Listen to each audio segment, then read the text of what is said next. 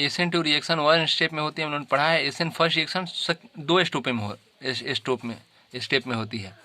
एक होता है HR डेल R, X पे डेल माइनस। आप ये जानते हैं कायरल है। जब न्यूक्लियोफिलिक जब इस पे रिएक्ट करता है तो 2 स्टेट में आएगा, या तो ये फ्रंट अटैक करेगा या बैक अटैक करेगा। फ्रंट अटैक नहीं कर पाएगा क्योंकि X पे डेल माइनस होता है, और ऑलरेडी आप पहले वीडियो में जान चुके हैं कि C पर ये बैक से करेगा, क्योंकि ये भी डेल माइनस है और ये भी माइनस है, तो दोनों के बीच रिपल्स लगेगा, तो फ्रंट अटैक संभव नहीं है।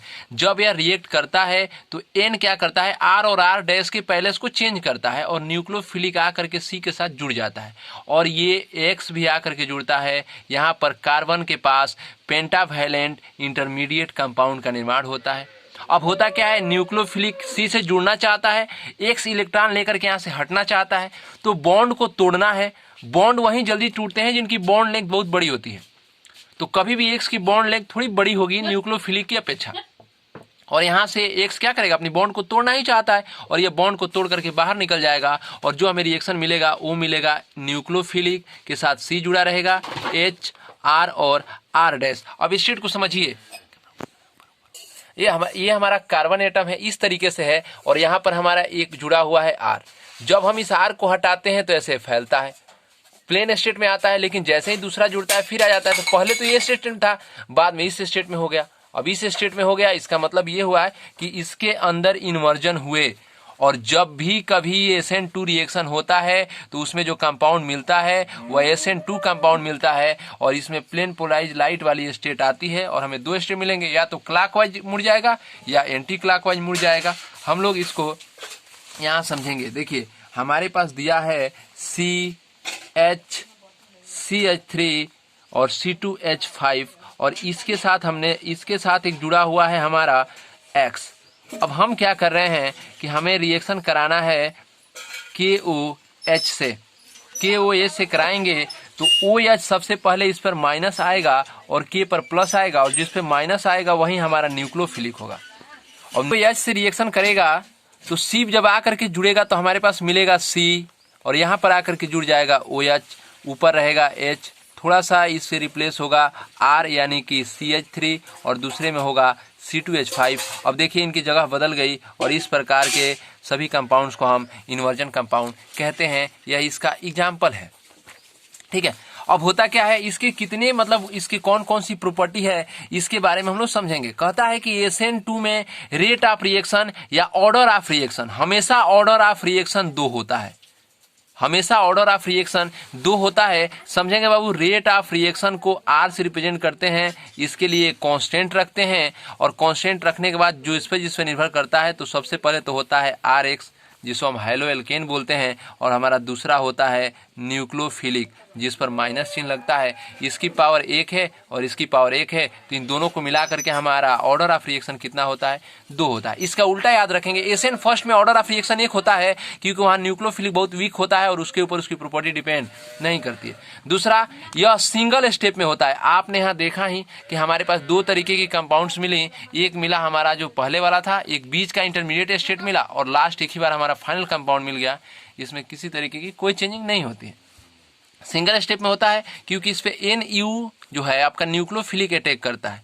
दूसरी बात, यहाँ पर हमारा न्यूक्लियोफिलिक बहुत स्ट्रांग होता है जो अटैक करने की एबिलिटी रखता है, लेकिन SN फर्स्ट में न्यूक्लियोफिलिक बहुत वीक होता है। देखिए इस रिएक्शन में पोलर एप्रियोटिक सॉल्वेंट का होना जरूरी है। पोलर एप्रियोटिक, पोलर का मतलब होता है उस पर प्लस या माइनस आता हो, और एप्रियोटिक का मतलब होता है जिस एप्रियोटिक और प्रोटिक 2 तरीके के सॉल्वेंट होते हैं। एप्रियोटिक वो होते हैं जो H+ नहीं दे सकते हैं, जो H+ नहीं दे सकता है वह एप्रियोटिक है। प्रोटिक का मतलब होता है प्रोटॉन देने की जिसके पास क्षमता हो वह प्रोटिक है, और प्रोटिक सॉल्वेंट वो होते हैं जो H+ दे सकते हैं, यानी कि वो प्रोटॉन दे सकते हैं, उसे हम कहते हैं प्रोटिक। और जो H+ यानी कि प्रोटॉन नहीं दे सकते हैं उसे बोलते हैं एप्रियोटिक। तो याद रखेंगे, सेकेंड SN2 में हमेशा पोलर एप्रियोटिक सॉल्वेंट दिया जाता है। जैसे कि H2O अगर टूटता है तो H+ और OH- में आता है। तो बताइए बाबू, H2O कौन सा सॉल्वेंट है? प्रोटिक है या ए प्रोटिक है, तो याद रखेंगे यह प्रोटिक है क्योंकि H प्लस देने की क्षमता ये रखता है। तो हाँ, इस रिएक्शन में पोलर ए प्रोटिक मतलब वह सॉल्वेंट लेते हैं जो प्रोटॉन नहीं दे सकता है। देखिए C हमने एसीटोन लिया है तो C पे डेल प्लस आएगा और O पे डेल माइनस, यहाँ पर कभी भी H दे नहीं सकता है। फिर जानते ही हैं कि हमें इन्वर्जन कंपाउंड मिला है, यानी कि एसएन सेकेंड में हमेशा इन्वर्जन कंपाउंड प्राप्त होता है यानी इन्वर्जन प्रोडक्ट प्राप्त होते हैं। फिर कहता है कि रेट ऑफ रिएक्शन जो हमारा ROR जिसे बोला करते हैं, rate of reaction 1/* static hindrance के मतलब स्टैटिक हिंड्रेंस के यह रेसिप्रोकल होता है। मतलब रेट ऑफ रिएक्शन डिपेंड किस पे करेंगे, रेट ऑफ रिएक्शन कब ज़्यादा होगा और कब कम होगा। तो हमेशा याद रखेंगे बाबू, स्टैटिक हिंड्रेंस का मतलब होता है कार्बन का ज़्यादा होना, हिंड्रेंस मतलब भीड़ का लगना, जमाव का मतलब होता है। तो स्टैटिक हिंड्रेंस का मतलब होता है कि जहाँ पर भी कार्बन ज़्यादा होंगे वहाँ पर स्टैटिक हिंड्रेंस बहुत ज़्यादा होगा, तो वहाँ पर रेट ऑफ रिएक्शन कम होंगे। लेकिन जहाँ पर कार्बन की संख्या कम होगी वहाँ पर रेट ऑफ रिएक्शन ज़्यादा होगा।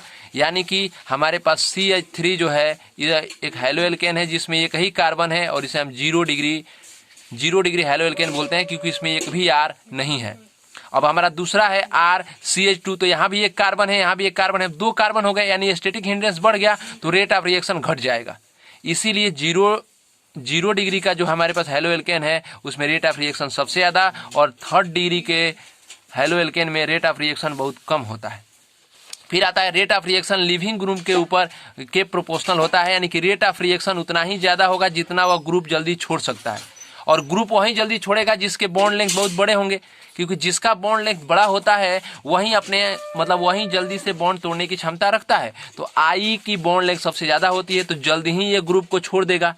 तो यानी कि I के साथ जो रिएक्शन होगा यानी कि CH3I, इसका रेट ऑफ रिएक्शन बहुत ज़्यादा होगा। क्यों ज़्यादा होगा? क्योंकि I की बॉन्ड लेंथ बहुत ज़्यादा होती है और जितनी बड़ी बॉन्ड लेंथ होगी उतना ही जल्दी से वह लिविंग ग्रुप मतलब ग्रुप को छोड़ सकता है। उसके बाद होता है CH3Br यानी कि ब्रोमीन आता है, उसके बाद आता है CH3Cl, उसके बाद आता है CH3F। इस तरीके से भी समझेंगे, जिसका आकार जितना बड़ा होगा उसकी बॉन्ड लेंथ उतनी ही बड़ी होगी और उसको उतना ही जल्दी तोड़ा जा सकता है। जितनी आसानी से लिविंग ग्रुप उसको छोड़ देगा उतनी ही आसानी से कर सकते हैं। एसएन सेकेंड रिएक्शन का सारे प्रॉपर्टी और ये इसके रेट ऑफ जो इसके मैकेनिज्म हैं वह सभी हो गए। आप लोग थोड़ा ध्यान से समझेंगे, एक बस रेट ऑफ रिएक्शंस होते कैसे हैं। रेट ऑफ एक हैलो एल्केन दिया है CH3Cl, या हम इसे कह सकते हैं RCH2Cl। अब हम R को लिख देते हैं CH3CH2Cl। यह हमारा एक हैलो एल्केन है। जब हम इसकी अभिक्रिया कराते हैं HCl से,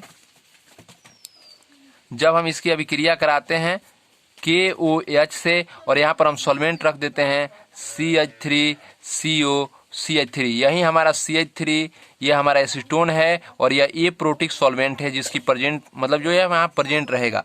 जब रिएक्शन कराएंगे तो सबसे पहले बॉन्ड हमारे पास बनेगा CH3C, ये यहाँ पर हो जाएगा H, ये यहाँ पर हो जाएगा H और यहाँ पर हो जाएगा Cl, और Cl जब टूटेगा तो इस पे आएगा डेल प्लस, इस पे आएगा डेल माइनस, और यहाँ पर जो पड़ा है वह है K है और इसी के साथ डैश में बना होगा OH पर माइनस, इस पे डेल माइनस, इस पे डेल प्लस, और हमारे पास यहाँ पेंटावैलेंट रिएक्शन बनेंगे C, ये H हो जाएगा, यहाँ पर आ करके जुड़ेगा डॉटेड लाइन से OH, यहाँ पर हमारा H है, CH3 है और यहाँ पर H है और इसी के साथ जुड़ा हुआ रहेगा Cl। इसे हम इंटरमीडिएट पेंटावैलेंट रिएक्शन कहते हैं। अब यह चाहता है कि हम अपने डेल वाले माइनस को लेकर के निकल जाएं और ये OH माइनस वाला चाहता है कि हम न्यूक्लियोफिलिक है तो ये इसके साथ रिएक्ट कर जाए, और यह जैसे ही बॉन्ड लेंथ बढ़ती है ये इसे तोड़ करके बाहर निकल जाता है और हमें जो कंपाउंड मिलता है वह कंपाउंड होता है